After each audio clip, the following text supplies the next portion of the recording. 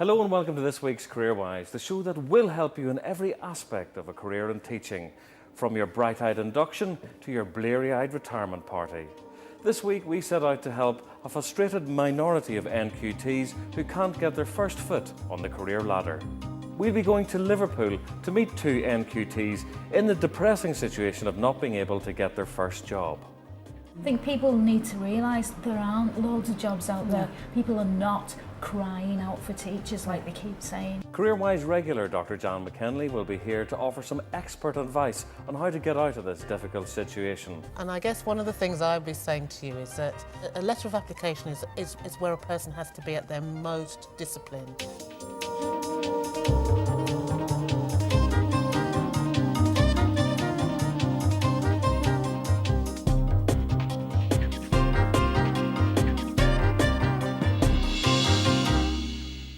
Well, we went up to Liverpool to meet Michelle and Sue, two mature NQTs who are finding it difficult to secure a permanent job. So you have to go through another set of vetting. And you have to. Is that in primary? Yeah. So do you think they're even looking at the handwriting and things like that? Yeah. Probably, yeah. Everything's got to be neat and we were told. When I got towards the end of the GTP, I started applying for jobs. I realised then that really it wasn't going to be as easy as I originally thought, because there was like 150 people applying for all the jobs that around here that I was going for.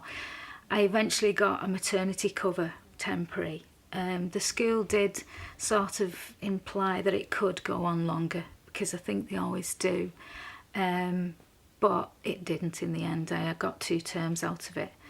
And so therefore I've completed 2 terms of my NQT. Time's running out for me because I have done 2 terms now on supply. So I've only got 2 more terms to sort things out. Norfolk, Harlow. Wilmslore's not smart. I left with a 2-2 classification, and I think part of the reason was I was bringing up the children on my own. I had to work 3-4 nights a week because I needed that to survive, because your student grant does not go far to bring up a family. I mean, I don't know how people do it, but just because I had a 2-2 doesn't mean to say that I'm any less of a teacher. It doesn't mean to say that I can't teach. It may mean that I can't write an essay properly, but I can teach. I think people need to realise there aren't loads of jobs out there. People are not crying out for teachers like they keep saying. And that is what people say to you. When you say you're a qualified teacher and you can't get a job, and everybody you meet always says that. It's getting to the stage now where I think the longer you're out, the less chance you have. Head teachers don't think you're keeping up with the current trends. They think, well, there must be something wrong with you if you haven't got a job by now. You've been an unemployed teacher for 4 years.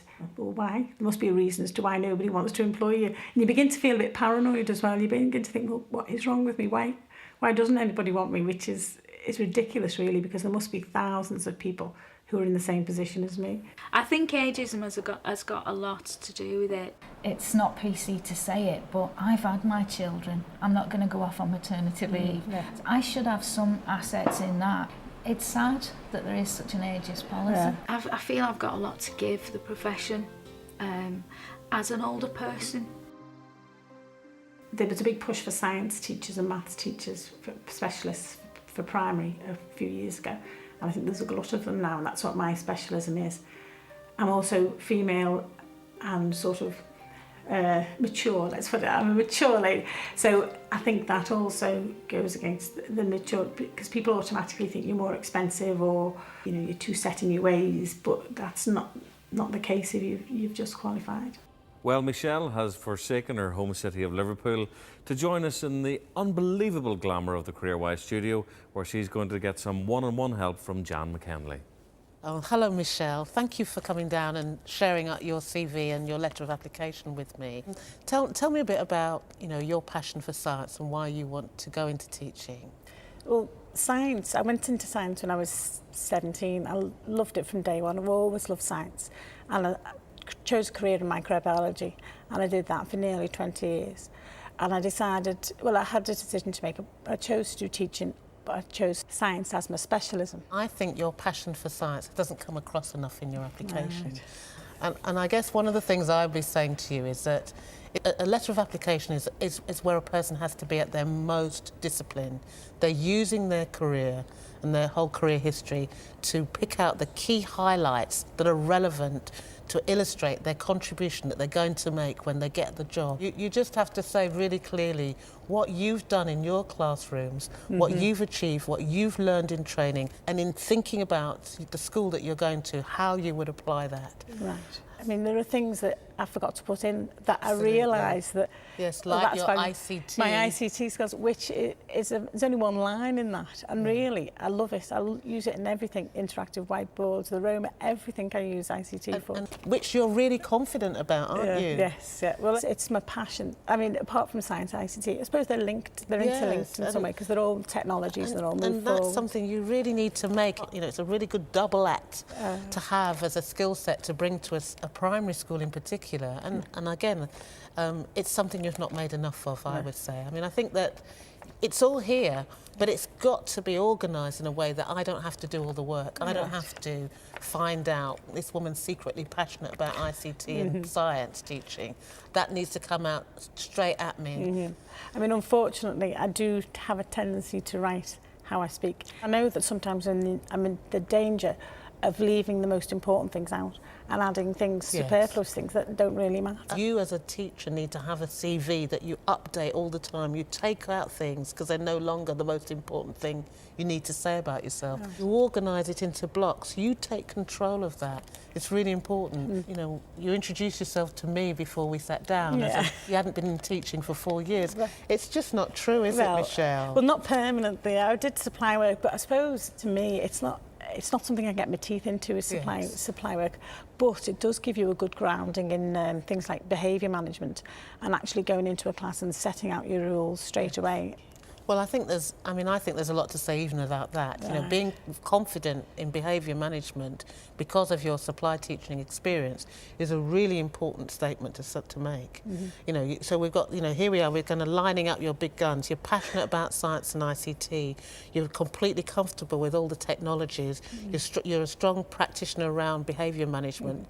You're not fazed by having to teach a wide range of groups. We're already beginning to present you as a different kind of person, and that's important. During my first posting that I had after qualifying, I had real difficulty with the management side, classroom management, because I had a very bad class that I couldn't really get to grips with. But since doing the supply work, I'd go back into that class with a totally different attitude. And so it has done me good. I've learned something doing it that way, but I suppose like it's still not getting your teeth into. It's not the same as having your own class that you can claim everything about them. That's right. But you know, that's what you're trying to get next. So with all that experience that you've got, we've got to make it coherent and exciting and say, you know, you're now ready to show to a school that you've done all your homework about them, you've been on the visit, you've looked round and you've seen what a contribution you can make to this school. And what having a CV, if you like, ready on the shelf does, it allows you to say, okay, in this school, these are the key things I need to stress. And here's how I'm going to stress them. I'm going to talk about them in terms of achievement, standards, special educational needs, the range, because I can see that those are the issues in this particular school. And you know, you're quite ruthless, and the bits that are your chronology of all the different things you've done, you brigade those, you know, you assemble those into patches. You don't tell any lies, you just manage the way in which you present those. And then perhaps you will say at the end, if you feel still that you still want to say something about the different jobs that you've done, then there's a way of managing that. But I would hold on that until it's a question you're asked in interview. It's all here in your professional experience. It's just a question of organising it. So have a CV you continually update. Do your research and tailor your experience to the school. Make sure your passion and enthusiasm shine through. So, getting your first teaching job might prove to be a bit of a challenge. What makes an NQT stand out from the pile? Joining me now in the studio is David Shacklady, Roehampton University's Careers Advisor, Barry Hancock, Teacher Training Consultant, and Colin Bell, a Local Authority Recruitment Manager. Barry, you know, can a really brilliant teacher end up coming across as a no-hoper because of a poor application form? Definitely. Not all good teachers are good interview candidates, and vice versa. What I think they need to do most of all is audit their skills and experiences. Start focusing in on how they can best sell themselves. It's a marketing job. Colin, you employ up to 80 NQTs every year. What makes someone jump to the top of the pile in your estimation? Well, it's something that I'd like to pick up from what Barry said. Certainly teachers that have unique selling points in the sense that they might well have a great deal of extracurricular activities to offer the school as a whole. Also awareness of current procedures, current developments within education. For example, candidates that mention Every Child Matters or the workforce remodelling agenda and the increase in involvement with support staff. Those are the candidates that are certainly going to stand out. But can you get away with just mentioning them, or do you have to have an in-depth knowledge of them? That's a good point. You definitely cannot get away with just mentioning them. You should always draw on experience, say from one's own teaching practice, and show good, clear, concise examples how you might have worked with support staff, teaching assistants in a very positive and in a way which has enriched the curriculum and learning for children.